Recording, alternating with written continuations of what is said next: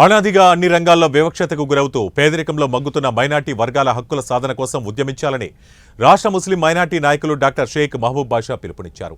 నంద్యాల పట్టణంలోని హరూన్ ఫంక్షన్ హాల్లో ఏర్పాటు చేసిన పాత్రికేయుల సమావేశంలో పేర్కొన్నారు. ఈ సందర్భంగా ఆయన మాట్లాడుతూ మైనార్టీ వర్గాల హక్కుల సాధన కోసం నంద్యాలలో ఈ నెల 10న ముస్లిం మైనార్టీల హక్కుల మహాగర్జనకు వేలాదిగా తరలి రావాలని పిలుపునిచ్చారు. దేశవ్యాప్తంగా ముస్లిం మైనార్టీలకు చెందిన వక్ఫ్ బోర్డు ఆస్తుల పరిరక్షణకు ఐకమత్యంగా పోరాడదామని పేర్కొన్నారు.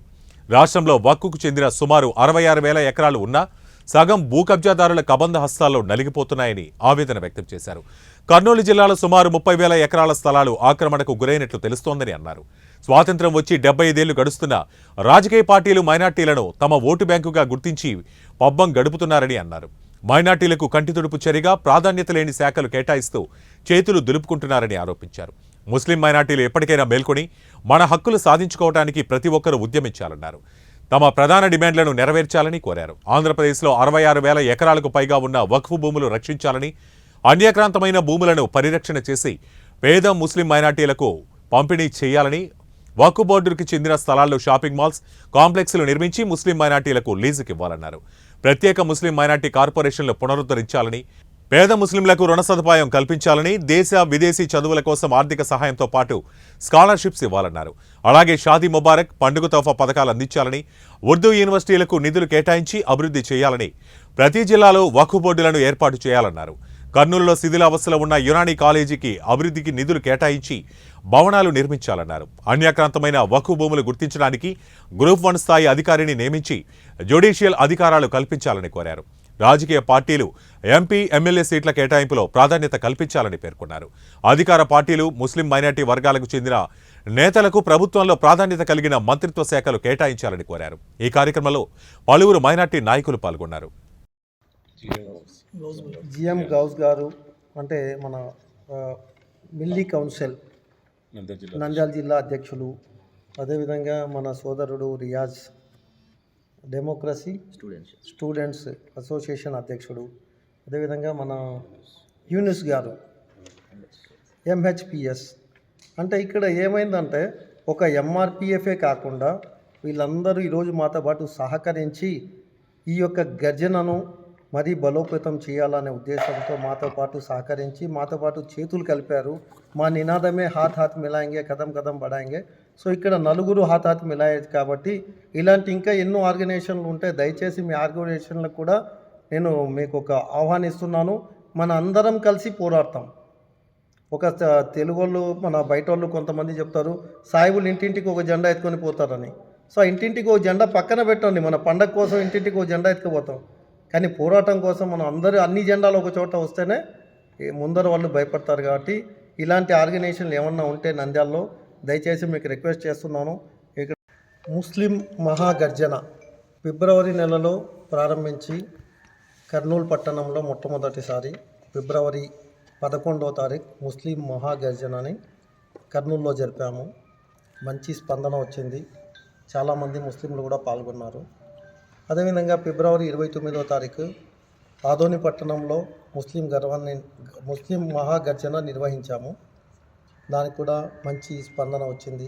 చాలామంది ముస్లిం సోదరులు పాల్గొన్నారు. దాంట్లో ప్రతి ఒక్కరు పాల్గొని వాళ్ళు సహకారాలు కూడా అందించారు. అదేవిధంగా మార్చి నెల 10వ తారీఖు ఆదివారం నంద్యాలలో మహాగర్జన హరూన్ ఫంక్షన్ హాల్లో నిర్వహిస్తున్నామని నంద్యాల చుట్టుపక్కల ముస్లిం సోదరులకి ఆహ్వానించడం కోసం ఈరోజు ఈ ప్రెస్ మీట్ని ఏర్పాటు చేశాము. ముఖ్యంగా ముస్లిం మహాగర్జన అంటే ఏమి, అసలు ముస్లిం మహాగర్జన ఎందుకు ప్రారంభించాము అనే దానిపైన ఈరోజు ప్రెస్ మీట్ పెట్టాము. ఎంఆర్పిఎఫ్ ముస్లిం రైట్స్ ప్రొటెక్షన్ ఫోరం అనే ఒక ఆర్గనైజేషన్ని, సొసైటీని ప్రారంభించాము మేము. దీంట్లో ముఖ్యమైన ఎజెండాలు ఏమంటే ముస్లింల యొక్క సమస్యలు, ముస్లింల యొక్క ఆస్తులు, ఈ రెండిట్ల కోసమే ఈ ఎంఆర్పిఎఫ్ను స్థాపించాం. దీంట్లో ముఖ్యంగా ఏమంటే అన్నీ ఉన్న అల్లు నోట్లో శని అన్నట్టు ముస్లింలకి కొన్ని వేల లక్షల కోట్ల ఆస్తులు వక్ఫ్ బోర్డు రూపంలో ఉన్నాయి. కానీ ఆస్తులు ఈరోజు ఏమైపోతున్నాయంటే అన్యాక్రాంతం అయిపోతున్నాయి.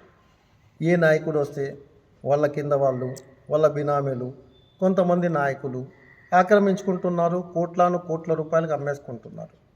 కానీ ముస్లింల జీవితంలో ఒక పేదరికం తప్పనిచ్చి ఎలాంటి అభివృద్ధి అనేది కనిపించట్లేదు.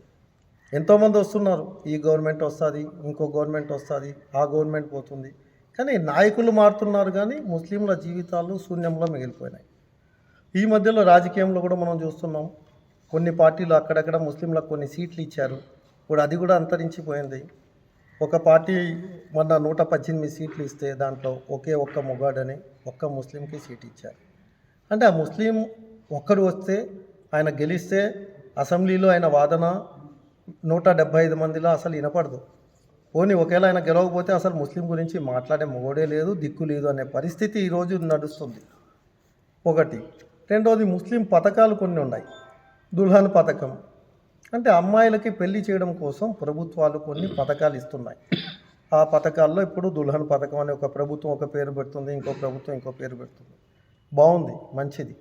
కాకపోతే ఏమంటే ఆ దుల్హన్ పథకంలో కూడా కండిషన్స్ అప్లైడ్ అనే విధంగా 10వ తరగతి పాస్ అయితేనే ఆ అమ్మాయికి ₹1,00,000 అనేది దుల్హన్ పథకం వస్తుంది అనేది ఒక కండిషన్ పెట్టారు. అంటే 10వ తరగతి పాస్ కాని అమ్మాయి 18 సంవత్సరాల తర్వాత ఓటు హక్కు వచ్చిన తర్వాత ఓటు అమ్మాయి ఇవ్వచ్చు, ఆ ఓటుతో మీరు గెలవచ్చు, ఆ ఓటుతో మీరు పాలకులు కావచ్చు, కానీ అమ్మాయికి వివాహం చేసుకోవడానికి దుల్హన్ పథకం వర్తించదు. ఇది ఎంతవరకు సమంజసమని నేను ప్రశ్నిస్తున్నాను. అదేవిధంగా ఇప్పుడు ఎస్సీలు ఎస్టీలు కన్నా దిగజారిన స్థితిలో, హీన స్థితిలో, పేదరికంలో ఈరోజు ముస్లింలు సతమతమైపోతున్నారు. కానీ వాళ్ళందరికీ మీరేం చేస్తున్నారు? సబ్సిడీలు ఇస్తున్నారు. అదేవిధంగా ఎస్సీ కార్పొరేషన్ ద్వారా 4 వీలర్ కొనుక్కుంటే 60% సబ్సిడీ ఇస్తున్నారు. అంటే ముస్లింలలో పేదరికం లేదా? ముస్లింలో పేదోళ్ళు లేరా? మరి వాళ్ళకి ఎందుకు మీరు సబ్సిడీ ఇవ్వరు? ఆ సబ్సిడీ కూడా ఇవ్వండి. అదేవిధంగా మీ మేనిఫెస్టోలో మా యొక్క సమస్యలు, ముస్లింల యొక్క కోరికలు మీకు ఎన్నోసార్లు వినిపిస్తున్నాం, కానీ ఏది కూడా ఈరోజు వరకు మీ దగ్గర నుంచి ఎలాంటి రెస్పాన్స్ లేదు. ఒకటి. రెండవది ఏమంటే ఈరోజు ఏదో ఎలక్షన్ల కోసం వచ్చారు, ఎలక్షన్ల కోసం మాట్లాడుతున్నారంటే అది ఒక అవివేకం. ఇది ఎలక్షన్లతో పాటు ఇది ఒక ప్రారంభం. దీని అంతం ఎప్పుడంటే ప్రతి ఒక్క ముస్లిం తనకు రావాల్సిన బెనిఫిట్లు పొందేంత వరకు ఆంధ్రప్రదేశే కాదు ఇండియా వ్యాప్తంగా మా యొక్క గర్జనను కంటిన్యూ చేసుకుంటూ పోతాం. కాబట్టి దయచేసి రాజకీయ నాయకులారా, మీరు ఇది ఒక హెచ్చరిక అనుకోండి, లేదా ఒక విన్నపం అనుకోండి, ఏమన్నా అనుకోండి, ముస్లింలని ముస్లింలుగా గుర్తించండి, ముస్లింలకు రావాల్సిన బెనిఫిట్స్ అన్నీ కల్పించండి అని మీకు ఈ పత్రికా ముఖంగా, అదేవిధంగా ఎలక్ట్రానిక్ మీడియా ముఖంగా నేను కోరుకుంటున్నాను. దయచేసి మీ మేనిఫెస్టోల్లో ముస్లింలకు కూడా అవకాశం కల్పించండి, ముస్లింల యొక్క సమస్యలను పరిష్కరించండి. మా వక్ఫ్ బోర్డు భూములు ఏవేవైతే ఉన్నాయో ఆ వక్ఫ్ బోర్డు భూముల్లో మా కోసం కాంప్లెక్స్లు కట్టి పేద ముస్లింలకి రెంట్కి ఇవ్వండి. ఆ అభివృద్ధి కోసం, ముస్లింల కోసం, అదేవిధంగా ఉర్దూ యూనివర్సిటీలు ఇలాంటివన్నీ చాలా ఉన్నాయి. ఈ అన్ని సమస్యలు ఏమి, అసలు మా యొక్క ప్రాబ్లమ్స్ ఏమి, మా ఎజెండా ఏమనేది మీకు 10వ తారీఖు ఇదే మన ఈ ఫంక్షన్ హాల్ హారూన్ ఫంక్షన్ హాల్లో జరుగుతుంది. కాబట్టి హారూన్ ఫంక్షన్ హాల్లో ప్రతి ఒక్క ముస్లిం సోదరులారా, మీరు ఎక్కడెక్కడ పరిగెత్తున్నారు, రాజకీయ నాయకుడు పిలుస్తున్నాడు అంటే ఎందుకోసం పిలుస్తారు? వాళ్ళ లబ్ధి కోసం పిలుస్తున్నాడు. ఆ మీటింగ్ తర్వాత మీరెవరో నేనెవరో అనే విధంగా ఉంటుంది. దాన్ని పక్కన పెట్టండి. అల్లా కోసం చెప్తున్నాను, మీ యొక్క ఇంట్లో పిల్లలు పేదరికం, పెళ్లి కాని పిల్లలు, వారి గురించి ఆలోచించండి. మేమేం మీ దగ్గర డబ్బులు అడగట్లేదు.